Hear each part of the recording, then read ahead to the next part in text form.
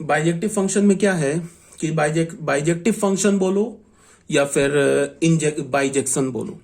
Bijection क्या होना चाहिए, वन वन भी होना चाहिए, ऑनटो भी होना चाहिए।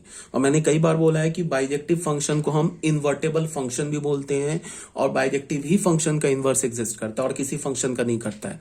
मेनी वन इंटो हो जाए या वन वन इंटो हो जाए या फिर मेनी वन ऑनटो हो जाए या वन वन ऑनटो हो जाए, इन सब का वन वन ऑनटो हो जाएगा तब तो बाइजेक्टिव ही हो जाएगा।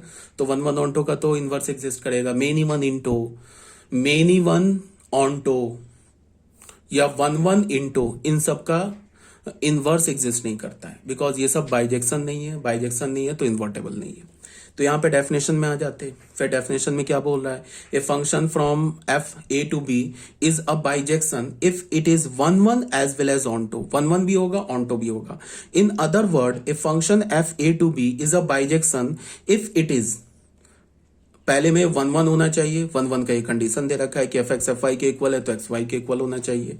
उसके बाद क्या बोल रहा है साथ में, ऑनटो। ऑनटो के लिए क्या बोल रहा है, that is for all y belongs to B. Codomain का तुम कोई भी वाई उठा लो, एक हमें एक्स मिलना चाहिए। कोडोमेन का तुम कोई भी वाई उठा लो, there must exist an x, एक एक्स मिलना चाहिए। बिलोंग्स टू ए, डोमेन में मिलना चाहिए, ठीक है। Such that f of x is equal to y, f of x किसके इक्वल होना चाहिए, वाई के इक्वल होना चाहिए, ठीक है। यहां तक आ रही है बात समझ में?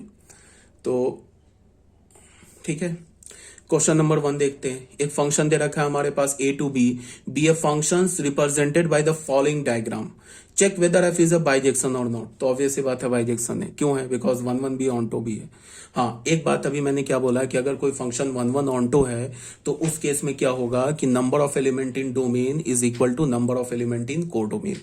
कोडोमेन और डोमेन में सेम नंबर ऑफ एलिमेंट होंगे, कब, जब वो फंक्शन बाइजेक्टिव फंक्शन है। अगर कोई फंक्शन ऑनटो है तो ऑनटो में दो पॉसिबिलिटी हो सकती है। ऑनटो में यह भी हो सकता है कि डोमेन में ज्यादा एलिमेंट हो, कोडोमेन में कम एलिमेंट हो। ऑनटो है तो डोमेन में ज्यादा हो, मतलब number of element in domain is greater then number of element in codomain, greater हो सकता है। अगर इस बात को मैं भी आगे डिस्कस करूंगा, एक जगह मैंने पॉइंट बना के लिखा है तो उसको भी हम लोग आगे डिस्कस करेंगे, ठीक है। तो हो गया ये। क्वेश्चन नंबर 2 में देख लो, prove that the function from the set of all real number to the set of all real number given by f x is equal to 2x minus 3 for all x belongs to Q is a bijective function. ये prove करना है कि bijective function है।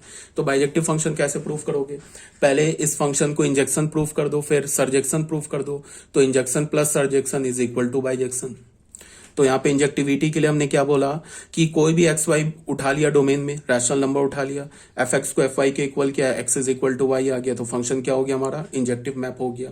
F x is equal to f y implies x is equal to y for all x y belongs to Q. Domain का कोई भी x y उठाए, so f is an injective map, proof हो गया। अब क्या बोल रहा है, सर्जेक्टिविटी। सर्जेक्टिविटी के लिए क्या बोल रहा है, let y be an arbitrary element of Q. Y हमने कोई भी को डोमेन का कोई एलिमेंट वाई उठा लिया, फिर एफ एक्स को वाई के इक्वल किया, फिर एक्स को वाई के टर्म में लिखा। अब तुम ऐसे देखो, यहां पे तुम वाई की जगह ना कोई भी रैशनल नंबर डालो, कोडोमेन का कोई भी रैशनल नंबर डालो, एक्स जो मिलेगा वो भी तो रैशनल ही मिलेगा, इरैशनल तो मिल नहीं सकता है, एक्स भी तो रैशनल मिलेगा। तो यहां पे क्या हो गया, clearly for all y belongs to rational number, x ये भी रैशनल नंबर मिला। Thus for all y belongs to Q codomain there exist x. तुम कोडोमेन का कोई भी वाई उठा लो, उसके क्रॉसपॉन्डिंग एक एक्स मिलेगा।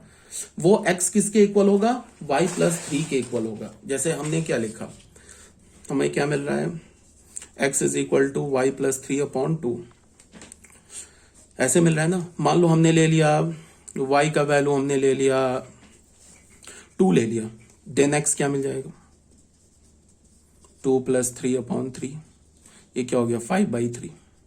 ठीक है, हमारे पास फंक्शन क्या गिवन है, हमारे पास फंक्शन f(x) क्या गिवन है, 2x - 3। तो अगर मैं कोडोमेन का कोई भी एक रैशनल नंबर उठाऊं, तो कोडोमेन का हमने रैशनल नंबर 2 उठा लिया, उसके क्रॉसपॉन्डिंग हमें x मिल गया। अब इस x को फंक्शन में डालोगे तो ये y मिल जाएगा। देख लो, f ऑफ 5/3 डालो तो क्या होगा, 2 × 5/3 - 3, ये क्या होगा -3, ये क्या होगा 10/3 - 3, क्या हो गया 1 बाई, कुछ गड़बड़ तो नहीं किया है,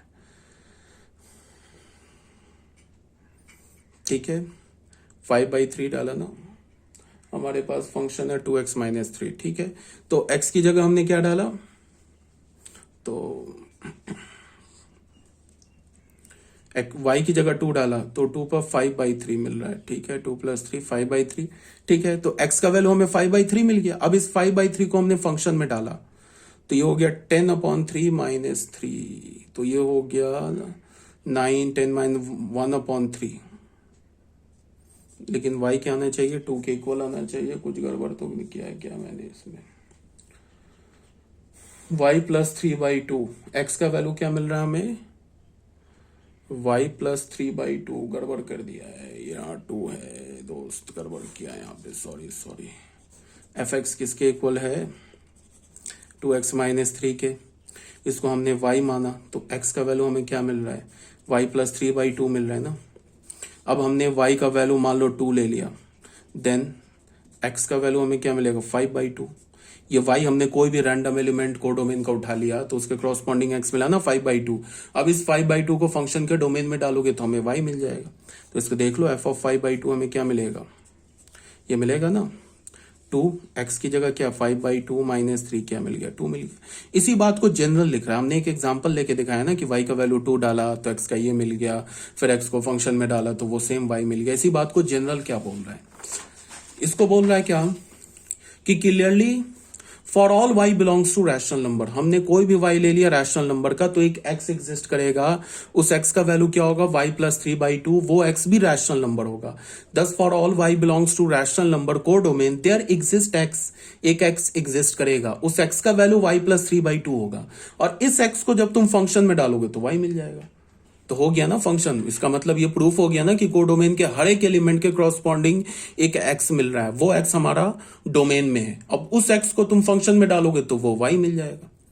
तो यही बोल रहा है, fx लिया, fx x की जगह y + 3/2 डाला तो हमें y मिल गया। Thus every element in the codomain has its pre image, so f is surjection. f हमारा क्या हो गया, सर्जेक्शन हो गया। इससे पहले हमने क्या प्रूफ कर दिया है, f को इंजेक्टिव भी प्रूव कर दिया, फिर सर्जेक्टिव भी हो गया, तो बाइजेक्टिव फंक्शन हो गया, ठीक है। यहाँ पे क्वेश्चन नंबर 3 है, एक फंक्शन दे रखा है R2R, ये फंक्शन दे रखा है for all x belongs to R is a bijection. ये डू इट योर सेल्फ है, इसे कर लेना सॉल्व, ठीक है, बहुत सिंपल है, वही 1 प्रूफ कर लो, ऑन टू प्रूफ कर लो, तो फिर बाइजेक्टिव प्रूफ हो जाएगा। क्वेश्चन नंबर 4 में आ जाओ, हमारे पास एक फंक्शन दे रखा है जिसका सेट क्या दे रखा है, -1 to 1, मतलब फंक्शन जो x है हमारा, ये -1 से 1 के बीच में लाई कर रहा है, इंक्लूडिंग -1 इंक्लूडिंग 1। इस सेट को हमने b बोल दिया। अच्छा, कुछ गड़बड़ है, a और b इक्वल है, सेट क्या, ये फंक्शन है, तो जब a और b इक्वल है तो ठीक है, कोई बात नहीं है, a और b इक्वल है, रहने दो, कोई प्रॉब्लम नहीं है। ए सेट और बी सेट इक्वल है, ए सेट और बी सेट इक्वल है। ए सेट को हमने क्या बोला, -1 से 1 के बीच में इंक्लूडिंग -1 इंक्लूडिंग 1, तो और ये बी सेट के इक्वल है। अब हमें फंक्शन एक हमने क्या दिया, ए से बी में, ए और बी एक्चुअल इक्वल सेट है, तो इसको ए से ए में भी बोल सकते हो, बी से बी में भी बोल सकते हो। गिवन बाई फंक्शन क्या है, एफ एक्स का है, एक्स फंक्शन क्या है, x into mod x is a bijection. ये हमें प्रूव करना है कि ये बाइजेक्शन है। तो एक तो रास्ता क्या है कि अगर तुम्हें ग्राफ पता है तो ग्राफ से ये चुटकी में, अगर ये ऑब्जेक्टिव क्वेश्चन होता ना, ऑब्जेक्टिव क्वेश्चन में होता कि ये फंक्शन गिवन होता और नीचे ऑप्शन होता 1 into, many 1 onto, bijective, surjective, ऐसे करके ऑप्शन होता, तो ग्राफ से तो ये बस तुरंत 1 सेकंड में आंसर आ जाएगा। ए हमारा क्या दे रखा है, ए फंक्शन है -1 से 1, और यही बी फंक्शन दे रखा है। एफ फंक्शन किसके इक्वल है, एफ एक्स क्या दे रखा है, एक्स मॉड एक्स। अब इसको मैं एक्स मॉड एक्स को लिख सकता हूं x², जब x is greater than equals to 0, या फिर तुम ऐसे लिख लो x is greater than equals to 0 and less than equals to 1, because domain तो -1 से 1 के बीच में है ना, तो x² होगा। अब यहां पे क्या हो जाएगा, ये -x² कब होगा, when x is greater than equals to -1 but less than 0। अब इस फंक्शन का ग्राफ ड्रॉ कर ले तो ग्राफ हमें तुरंत पता चल जाएगा। ये एक्स स्क्वायर का कर्व होता है ना, ये y is equal to x square का कर्व होता है, और ये y is equal to minus x square का कर्व होता है। तो y is equal to x square का कर्व कहां से कहां तक लेना है, 0 से 1 के बीच में, तो 0 हो गया, यहां तक हमने 1 ले लिया। तो इस कर्व की हमें तो कोई जरूरत ही नहीं है, और इसके ऊपर के कर्व की भी जरूरत नहीं है। 1 पर फंक्शन का वैल्यू क्या हो रहा है, 1 आ रहा है। और y is equal to minus x square का कर्व कहां से लेना, -0 से 0, -1 से 0 के बीच में। तो ये हमारा -1, तो ये हमारा -1, ये भी हो गया -1। तो ये कर्व की जरूरत नहीं है, ये कर्व की जरूरत नहीं है। तो तुम देख लो हमारे पास फाइनल कर्व क्या आ रहा है, सही तो कर्व आ रहा है। ये जो फंक्शन है ना, इसका कर्व क्या आ रहा है हमारे पास। अब ये एक्स क्यूब का कर्व नहीं है, देखने में टाइप लग रहा है, बट ये एक्स क्यूब का कर्व नहीं है।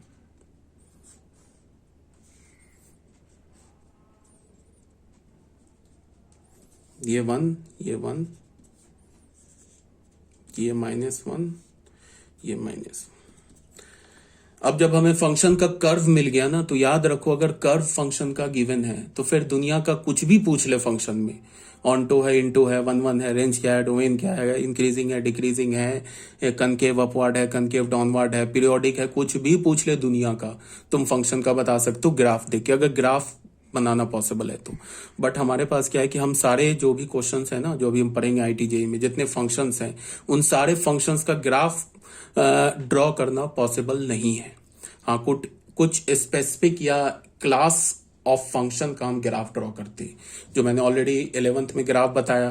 फिर कुछ ग्राफ हम ड्रॉ करते हैं with the help of transformation of curve, जो थोड़ा बहुत ट्रांसफॉर्मेशन जो है मैंने 11th में बता रखा है, लेकिन मैं ट्रांसफॉर्मेशन को इन डिटेल पढ़ाऊंगा। तो ग्राफ पता चल गया तो क्या हो गया, फंक्शन बाइजेक्टिव हो गया। अब तो कुछ करना ही नहीं है, बट फिर भी हमने इसको एल्जेब्रिकली प्रूफ किया। यहाँ पे देखो, इसका मैंने प्रूफ दे रखा है। इंजेक्टिविटी हमने क्या बोला, let x y be any 2 element in A, set A से कोई भी 2 एलिमेंट हमने उठा लिया एक्स वाई, ठीक है। तो एक्स वाई हमने डोमेन का कोई भी 2 एलिमेंट उठा लिया। तो अगर एक्स वाई के इक्वल नहीं है, यहां देख लो, x is not equals to y, अगर x y के इक्वल नहीं है तो ये क्या इंप्लाई करेगा कि x मॉड x इक्वल नहीं होगा y मॉड y के। अगर ये x मॉड x और y मॉड y कब इक्वल होगा, जब x और y के इक्वल होगा, ठीक है। अगर x y के इक्वल है तो x mod x is not equals to y mod y, इसका मतलब fx is not equals to fy।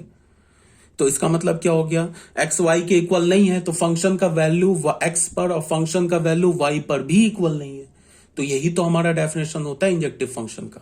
2 definition बताया था ना, कि if x is not equals to y then f x is not equals to f y, और फिर दूसरा क्या बोला, if f x is equal to f y implies x is equal to y. यही 2 डेफिनेशन बताया था ना injection का। तो यहाँ पे पहला वाला डेफिनेशन लग गया, तो लग गया तो ये फंक्शन क्या हो गया, इंजेक्टिव हो गया। अब सर्जेक्टिव के लिए फिर वही हमने किया, एफ एक्स जो है ना एक्स मॉड एक्स के इक्वल है, तो एक्स स्क्वायर बोल दिया x is greater than 0, minus x square बोल दिया x is less than 0। Clearly f x is equal to y, where y को हमने क्या बोला एक बार, 0 से 1 के बीच में, मतलब ये डेफिनेशन लिया हमने ऊपर वाला। यहां से हमने बोला x is equal to x square y के इक्वल है, तो एक्स का value plus minus root y है। बट फिर वाई क्या है हमारा, बट वाई क्या 0 से 1 के बीच में है, तो ग्रेटर देन इक्वल्स टू 0, तो निगेटिव वाला हटा दिया, तो एक्स का वैल्यू क्या हमें मिल गया, रूट वाई मिल गया। समझ में आया ना, हमने एफ एक्स को वाई के इक्वल बोला और वाई को क्या ले लिया, 0 से 1 के बीच में हमने, बिकॉज ऊपर वाला फर्स्ट डेफिनेशन लिया। तो एक्स का वैल्यू हमें प्लस माइनस मिल गया, 2 वैल्यू मिल गया, बट निगेटिव तो हो नहीं सकता वाई, तो निगेटिव वाला हटा दिया, तो x is equal to root y. अब यहां पे वाई, तुम कोई भी वाई डालो इस रेंज से, कोई भी वाई डालो, तो उसके क्रॉसपॉन्डिंग जो एक्स मिलेगा वो क्या होगा, हमारा फंक्शन के डोमेन में होगा। जो भी x मिलेगा, देखो ये जो y होगा ना, एक बात तुम ऐसे देखो, y का वैल्यू 0 डालोगे तो x का वैल्यू 0 होगा, y का वैल्यू 1 डालोगे तो x का वैल्यू 1 होगा। और अगर तुमने y का वैल्यू कोई भी 0 से 1 के बीच में डाला तो उसका स्क्वायर रूट भी तो 0 से 1 के बीच में होगा। तो इसका क्या मतलब है कि अगर हम y का वैल्यू 0 और 1 डालते हैं तो x का वैल्यू भी 0 और 1 मिलेगा, और y का वैल्यू इन बिटवीन 0 एंड 1 डालते हैं तो x का वैल्यू भी हमें 0 1 के बीच में मिलेगा। इसका यह मतलब है कि फंक्शन का जो डोमेन है ना 0 से 1 के बीच में, उसके लिए फंक्शन हमारा ऑन्टो हो गया, ऑन्टो हो गया, 1 1 भी हो गया और ऑन्टो भी हो गया। 1 1 तो अभी हमने स्टार्टिंग में ही प्रूव कर दिया, और फंक्शन हमारा जो डोमेन है ना 0 से 1 के बीच में, 0 इंक्लूडिंग 1, इसमें फंक्शन बाइजेक्टिव हो गया। बिकॉज जो भी हम y का वैल्यू अगर 0 से 1 के बीच में डालते हैं तो x का वैल्यू भी हमें 0 से 1 के बीच में मिलता है। तो मतलब कि फंक्शन का डोमेन 0 से 1 के बीच में फंक्शन क्या हो गया, बाइजेक्टिव हो गया। ठीक है, clearly for all y belongs to 0 to 1 there exist x किसके इक्वल मिलेगा, x जो हमें मिलेगा ना वो रूट y, और रूट y भी 0 1 के बीच में। तो इसका मतलब क्या है कि अगर हमने y का वैल्यू 0 से 1 के बीच में डाला तो जो x मिलेगा वो भी 0 से 1 के बीच में, including 0 including 1, such that fx, उस x को अगर हमने फंक्शन में डालेंगे तो y मिल जाएगा। तो इसका मतलब फंक्शन हमारा 0 से 1 के बीच में ऑन्टो हो गया। मतलब ये ऊपर वाले पार्ट को हमने अभी बाइजेक्टिव प्रूफ कर दिया, नीचे वाले पार्ट को भी बाइजेक्टिव प्रूफ कर देंगे तो बाइजेक्शन, दो बाइजेक्शन फंक्शन मिला देंगे तो बाइजेक्शन ही होगा। अब अगेन fx को y लिया, अब y को -0 से 1 के बीच में कर दिया, तो फिर x का वैल्यू क्या हमें मिल गया, -x² y के इक्वल हो गया। तो x is equal to plus minus root under -y। अब बहुत बच्चे इसको देखते ही बोलेंगे कि नॉट डिफाइंड एंड -y आ गया स्क्वायर रूट में तो x डिफाइंड नहीं होगा। तो ये -y तो है बट ये -y पॉजिटिव है, क्यों, बिकॉज y निगेटिव है, -1 से 0 लिया है ना, तो -y पॉजिटिव है तो ये स्क्वायर रूट बिल्कुल डिफाइंड होगा। बट इसमें से हमें पॉजिटिव वाला छोड़ना होगा, बिकॉज y जो है -1 से बीच में, तो पॉजिटिव वाला छोड़ दिया, निगेटिव वाला ले लिया। फिर हमने क्या बोला, clearly for all y belongs to -1, 0, y का हम कोई भी वैल्यू ले ले -1, 0 के बीच में, तो ये जो -√y है ना, ये भी -1, 0 के बीच में ही होगा। इसका मतलब ये जो x है ना, ये भी -1, 0 के बीच में ही होगा। तो इसी बात को हमने लिखा है, clearly for all y belongs to -1, 0 there exist x, एक x एग्जिस्ट करता है इसके इक्वल, और ये भी -1, 0 के बीच में होगा। ठीक है, सच दैट उस fx को, उस x को हमने डाला ना तो ये y मिल गया हमें, hence f is an onto function, onto function हो गया। ये ग्राफिकली इसको हमने अभी बता दिया कैसे चेक करेंगे। अब नोट में, हाँ वो जो मैं बता रहा था ना 1 1 ऑन्टो वाला, उसको मैंने एज अ नोट में बता रखा है। नोट में क्या है कि अगर हमारे पास फंक्शन है a to b, एक फंक्शन है, ठीक है, a to b एक हमारे पास फंक्शन है। अगर फंक्शन इंजेक्शन है, इंजेक्शन बोलने का मतलब 1 1 है, तो 1 1 है तो क्या होगा, डोमेन का एलिमेंट क्या होगा, कोर डोमेन के एलिमेंट से कम हो सकता है। मतलब कि कोर डोमेन का एलिमेंट, कोर डोमेन में ज्यादा एलिमेंट हो, डोमेन में कम एलिमेंट हो, चलेगा। या ये भी पॉसिबल है कि डोमेन और कोर डोमेन में नंबर ऑफ एलिमेंट इक्वल हो जाए तो भी फंक्शन क्या हो सकता है, 1 1 हो सकता है, कोई प्रॉब्लम की बात नहीं है। इसका मतलब क्या है कि इफ फंक्शन इज इंजेक्शन,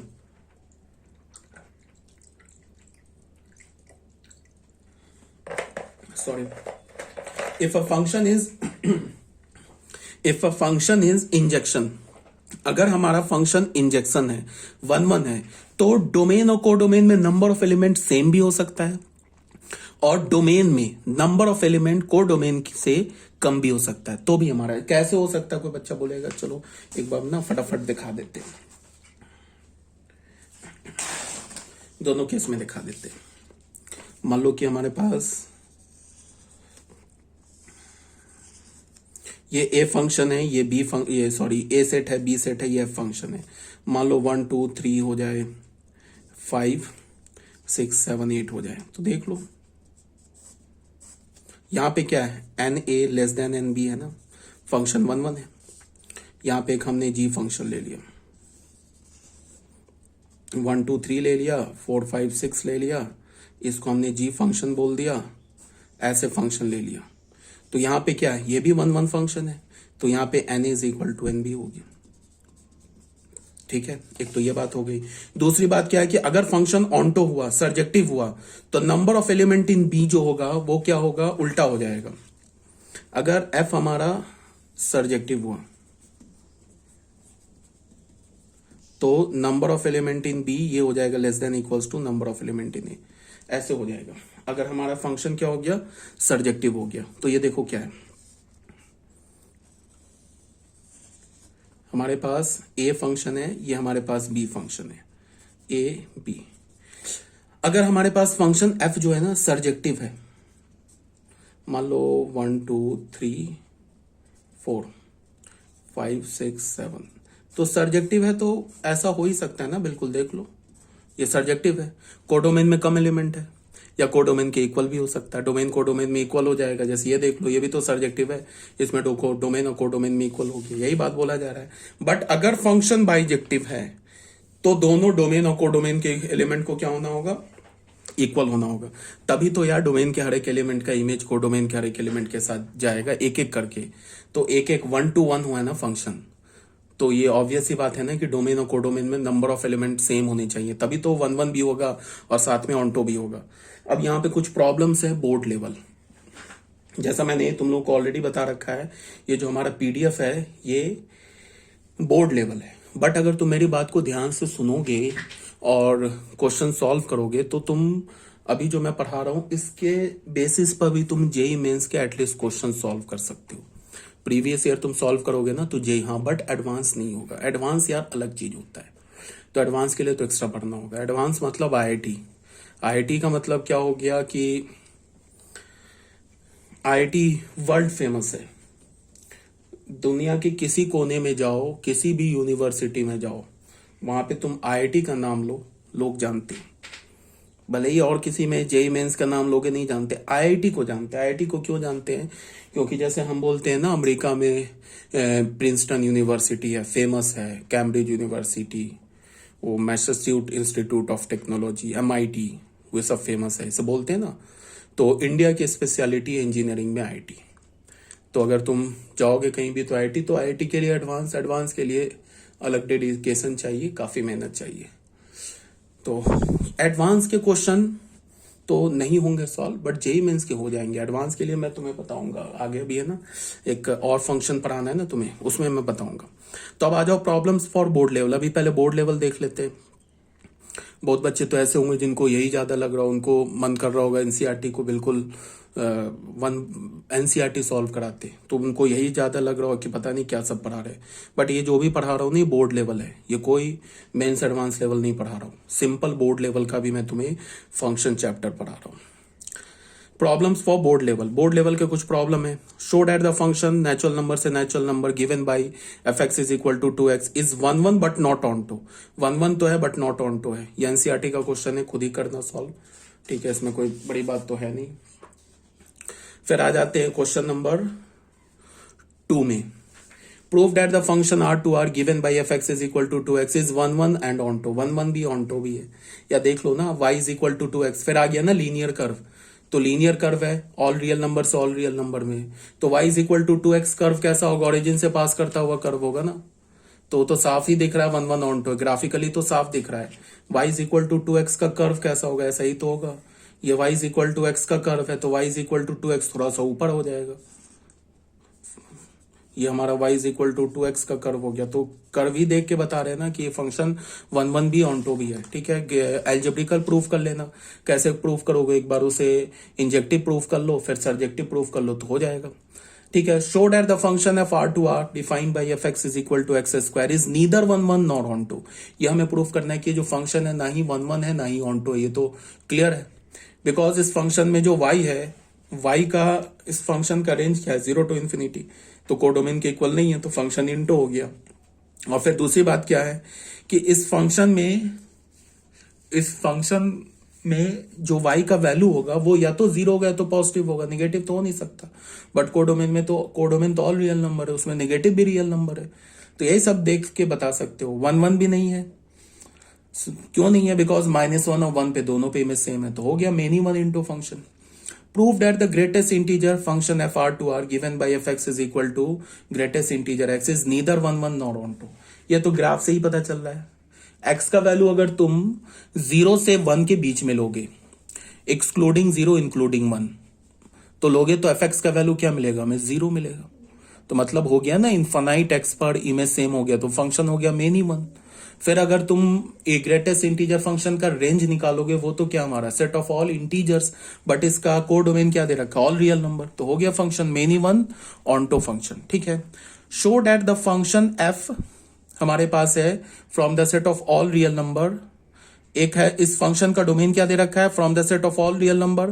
को डोमेन में क्या दे रखा है, the set of all real number such that x lies between -1 to 1, defined by f x is equal to x plus 1 x upon 1 plus mod x, x belongs to R, is 1 onto function. ये bijective function है, ये NCERT का question है, इसे हमें prove करना है। देखो क्वेश्चन में क्या गिवन है, क्वेश्चन में गिवन है हमारे पास फंक्शन है जिसका डोमेन ऑल रियल नंबर है, को डोमेन क्या है -1 से 1, एक्सक्लूडिंग -1 एक्सक्लूडिंग 1।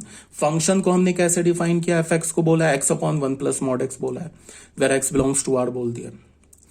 एक्स क्या है हमारा डोमेन, तो डोमेन तो ऑल रियल नंबर होगा, और को डोमेन -1 से 1 के बीच में, -1 और 1 एक्सक्लूडिंग है, तो ये हमें प्रूफ करना है कि ये हमारा एक बाइजेक्टिव फंक्शन है। ठीक है, तो कोई बात नहीं है, एनसीईआरटी का क्वेश्चन है, देख लो। वी हैव, सबसे पहले मैंने क्या बोला कि जब भी क्वेश्चन में मॉड आता है तो पहला हमारा कर्तव्य क्या बनता है, मॉड हटाने का। बिना मॉड के साथ हम कभी भी क्वेश्चन नहीं सॉल्व करते, सबसे पहले मॉड हटाते हैं, उसके बाद फिर क्वेश्चन को एनालाइज करते हैं। मॉड हटाएंगे, जब भी मॉड हटाते हैं ना तो केसेस बन जाते हैं, किसी भी क्वेश्चन में तुम मॉड हटाओ केस बन जाएगा।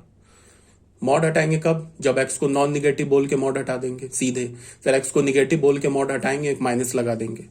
तो जब हमने एक्स को नॉन निगेटिव बोला तो फिर जब मॉड हटाया तो हमारा वो केस 1 बन गया, फिर जब हमने एक्स को निगेटिव बोल के मॉड हटाया तो फिर हमारा केस 2 बन गया। तो जब भी क्वेश्चन में मॉड हटाएंगे वहां पे केसेस आ जाएंगे, बिना केस के मॉड नहीं हटता है। ठीक है, तो हमने केस 1 बोला, केस 1 में हमने क्या बोला, यहां पे देखो फंक्शन को एफ एक्स को लिया ना, x is greater than equals to 0 बोल के, तो ग्रेटर देन इक्वल्स टू बोलने का ये नहीं मतलब हो गया कि एक्स का वैल्यू चला गया इन्फिनिटी तक। एक्स का value greater than equals to 0 तो है, बट लेस देन 1 भी है, क्योंकि ये क्वेश्चन में दे रखा है। और एक्स को लेस देन 0 बोलने का मतलब ये नहीं कि एक्स माइनस इन्फिनिटी तक चला गया, एक्स 0 से तो निगेटिव है, छोटा है, बट -1 से बड़ा है, ये भी ध्यान में रखना है। तो हमने केस 1 बोला, x is greater than 0 but less then 1, हमने ये केस बोला। तो इन दिस केस एफ एक्स क्या हो गया, एक्स अपॉन 1 प्लस एक्स हो गया। अब हमें क्या करें, इस केस 1 में पहले हम फंक्शन को एनालाइज कर रहे हैं, फिर केस 2 में हम फंक्शन को एनालाइज करेंगे। तो इंजेक्टिविटी में आ गए, let x y belongs to R. अब एक्स वाई जो है हमारा, ये क्या होना है, ये तो रियल नंबर हो सकता है, बिकॉज एक्स वाई कहां से आ रहा है, डोमेन से। डोमेन क्या दे रखा है, set of all real number. तो हमने क्या बोला, let x y belongs to all real number such that x is greater than 0। अच्छा, x is greater than 0, y is greater than 0। ठीक है, यहां पे गलत बोल रहे हैं ना, गलत बोल दिया ना मैंने, x जो होगा वो अच्छा, यहां पे कंफ्यूजन ऐसा मत समझ जाना, ये जो y है ना, ये y कोडोमेन का एलिमेंट नहीं है। y किसका एलिमेंट हमने लिया है, डोमेन का एलिमेंट लिया है, कंफ्यूज मत कर जाना। यहां पे देखो क्या है, हम जब इस केस को एनालाइज करेंगे ना, ये केस, तो यहां से x क्या आ रहा है, ग्रेटर देन इक्वल्स टू 0 आ रहा है ना। ठीक है, तो गलत मैंने स्टार्टिंग में तो नहीं बोल दिया, हाँ गलत मैंने स्टार्टिंग में बोल दिया। मैंने यहाँ पे तुम लोगों को क्या बोल दिया, मैंने यहाँ पे बोला ना कि x greater than equals to 0 है बट लेस देन 1 है, ये गलत बात है। ये तो रेंज है ना, रेंज की बात बोल रहा हूँ ना, ये तो रेंज है ना, x का वैल्यू -1 से 1 के बीच में। तो यहाँ पे x ग्रेटर देन 0 है, इसका मतलब x इन्फिनिटी तक जा रहा है, बिकॉज ये डोमेन का एलिमेंट है, ये डोमेन की बात कर रहे हैं। तो यहाँ पे जो भी मैंने बोला ना अभी दो मिनट पहले कि x is greater than equals to 0, इसका ये नहीं मतलब है कि x इन्फिनिटी तक जा रहा है, वो गलत बात है। इसका ये मतलब है कि x इन्फिनिटी तक जा रहा है, बिकॉज ये x तो डोमेन है ना, x क्या हमारा डोमेन का एलिमेंट है। हाँ y जो है y -1 से 1 के बीच में लाई कर रहा है, बट x जो है वो तो ऑल रियल नंबर है ना। तो हमने डोमेन इस मॉड को हटाया और x को क्या बोल दिया, ग्रेटर देन इक्वल्स टू 0। ठीक है, अब फिर एक बार x तो हमारा डोमेन का एलिमेंट है, फिर x को हटाया, मॉड को हटाया और x को बोल दिया लेस देन 0। तो ये x माइनस इन्फिनिटी तक जा रहा है, ये x पॉजिटिव इन्फिनिटी तक जा रहा है। ठीक है, तो यहाँ पे हमने क्या बोला, ये तो डोमेन की बात कर रहे हैं ना, x is greater than equals to 0 हमने ले लिया। तो यहाँ पे हमने क्या बोला, in this case we have, ठीक है, एफ एक्स को ले लिया x upon 1 plus x. Actual में हम क्या कर रहे हैं कि इस फंक्शन को दो पार्ट में ब्रेक करके, फंक्शन के डोमेन को दो पार्ट में ब्रेक करके अलग अलग, पहले हम देख लेंगे x is greater than, proof कर देंगे फंक्शन जो हमारा x is greater than equals to 0 के लिए क्या हमारा बाइजेक्टिव है। फिर हम प्रूफ कर देंगे फंक्शन जो x इज लेस देन 0 के लिए बाइजेक्टिव है, तो फिर फंक्शन ऑन द होल पूरा बाइजेक्टिव फंक्शन हो जाएगा। तो वही काम हम कर रहे हैं। एक्स वाई हमने क्या बोला, belongs to R. X y हमने कोई भी रियल नंबर का एलिमेंट उठाया सच डैट, फिर हमने क्या बोला कि x हमारा ग्रेटर देन 0 है, y ग्रेटर देन 0। इस y को देख के y को देख के कंफ्यूज नहीं हो जाना कि जो y हमारा वो कोडोमेन का एलिमेंट है, y भी हमारा डोमेन का एलिमेंट है। तो एक्स वाई तो हमने डोमेन से उठाया, यहां से उठाया, तो x भी ग्रेटर देन इक्वल्स टू 0 होगा, y भी ग्रेटर देन इक्वल्स टू 0 होगा। फिर हमने fx को fy के इक्वल किया तो x is equal to y आ गया। मतलब क्या हो गया कि डोमेन के इस रेंज पर हमने फंक्शन को 1 1 प्रूफ कर दिया। डोमेन के इस रेंज पर हमने क्या किया, फंक्शन को 1 1 प्रूफ कर दिया।